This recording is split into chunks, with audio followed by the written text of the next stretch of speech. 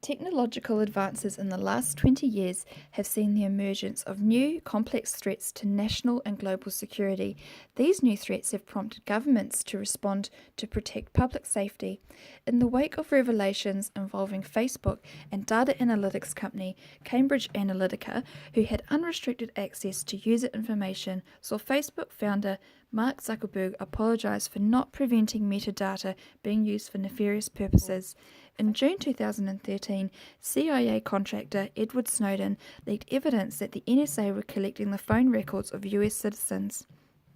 This outraged the public because federal law dictates that only information can be collected if it adheres to strict privacy principles and used in situations such as fighting crime or counter-terrorism. These scandals have raised important questions about whether current laws adequately protect privacy and simultaneously ensure state security.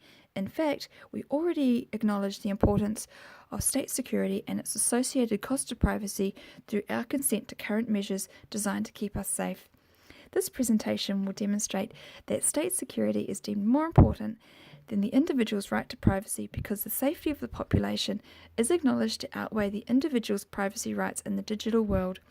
We will demonstrate that no significant threat to privacy has occurred that questions the supremacy of national security. Monchipore says we're living in the era of mutually assured surveillance, one that produces enormous amounts of personal data.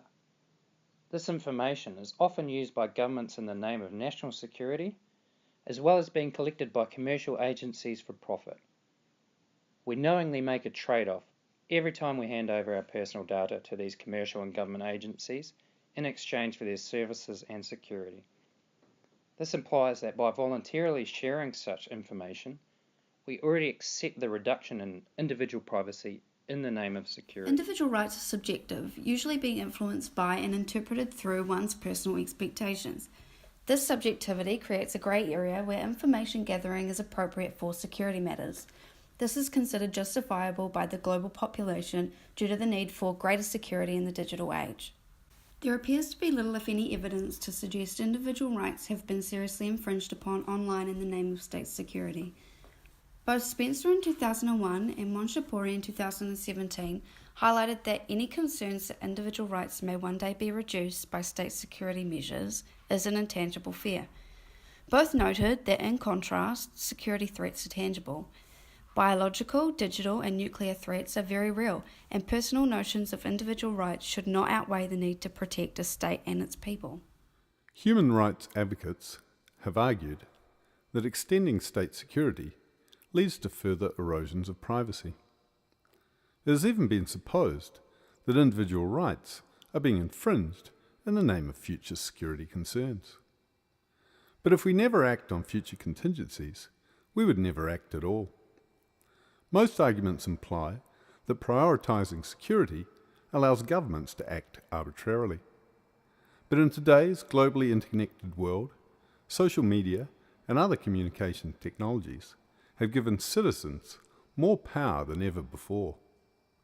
The idea of rights being infringed upon in the service of state security is, as Monchipore puts it, both implausible and obsolete. There is little evidence of tangible infringements upon individual rights online. However, neglect of national security can lead to tangible global consequences that cause harm and shape our collective experiences.